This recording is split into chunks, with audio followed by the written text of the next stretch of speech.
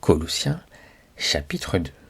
Je veux, en effet, que vous sachiez combien est grand le combat que je soutiens pour vous, et pour tous ceux qui sont à Laodicée, et pour tous ceux qui n'ont pas vu mon visage en la chair, afin qu'ils aient le cœur rempli de consolation, qu'ils soient unis dans la charité, et enrichis d'une pleine intelligence, pour connaître le mystère de Dieu, savoir Christ.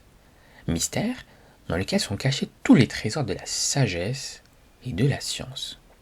Je dis cela afin que personne ne vous trompe par des discours séduisants, car si je suis absent de corps, je suis avec vous en esprit, voyant avec joie le bon ordre qui règne parmi vous et la fermeté de votre foi en Christ. Ainsi donc, comme vous avez reçu le Seigneur Jésus-Christ, marchez en lui. Étant enraciné et fondé en lui et affermi par la foi d'après les instructions qui vous ont été données et abondé en actions de grâce. Prenez garde que personne ne fasse de vous sa proie par la philosophie et par une vaine tromperie, s'appuyant sur la tradition des hommes, sur les rudiments du monde, et non sur Christ.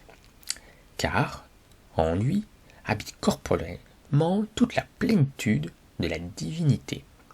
Vous avez tout pleinement en lui, qui est le chef de toute domination et de toute autorité. Et c'est en lui que vous avez été circoncis d'une circoncision que la main n'a pas faite, mais de la circoncision de Christ, qui consiste en le dépouillement du corps de la chair. Ayant été enseveli avec lui par le baptême, vous êtes aussi ressuscités en lui et avec lui par la foi en la puissance de Dieu qui l'a ressuscité des morts. Vous qui étiez morts par vos sens et par l'incirconcision de votre chair, il vous a rendus à la vie avec lui en nous faisant grâce pour toutes nos offenses. Il a effacé l'acte dont les ordonnances nous condamnaient et qui subsistait contre nous, et il l'a détruit en le clouant à la croix. Il a dépouillé les dominations et les autorités et les a livrées publiquement en spectacle en triomphant d'elles par la croix. Que personne donc ne vous juge au sujet du manger ou du boire, ou au sujet d'une fête, d'une nouvelle lune, ou des sabbats. C'était l'ombre des choses à venir, mais le corps est en Christ.